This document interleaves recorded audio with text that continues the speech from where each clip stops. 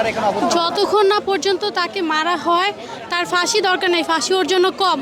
ওর দরকার সবার কাছে ছেড়ে দেওয়া, যে যার যত মন চায় সে তাকে সেইভাবে মারবে, সেইটুকুই, আর কিছু না।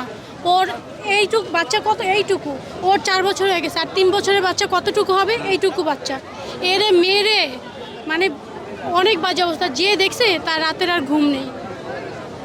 বাদ দেন ভাই, যে হত্যাকারী সে হচ্ছে নিজেই স্বীকার করেছে যে সে তাই হত্যা তো, করেছে, তাকে তাহলে বিচার হতে হ্যাঁ। এই যে বিলম্ব, এই বিষয়টা আপনারা কিভাবে দেখছেন? সেইটাই তো, ও নিজে বলছে আমি করছি। ওরে কেন আবার যখন পুলিশ নিয়ে যায় ওকে মাঝখানে চারপাশ দিয়ে মানুষ নিয়ে কেন নিবে এইভাবে? ওরে সবার কাছে ছেড়ে দেওয়া উচিত, শেষ, এইটুকুই। আচ্ছা, বাংলাদেশের যে বর্তমান আইন শৃঙ্খলা বাহিনী রয়েছে, যে আইন রয়েছে, সেই আইন অনুযায়ী বিচার কেন চাচ্ছেন না আপনারা? কেন পাবলিকের কাছে ছেড়ে দিতে চাচ্ছেন? আইন শুনছে না কথা, তাই আর কিছুই করতেছে না, কিছু করতেছে না। ভাই আইন তো কিছু করতেছেই না। আইন যে করবো কি করবো?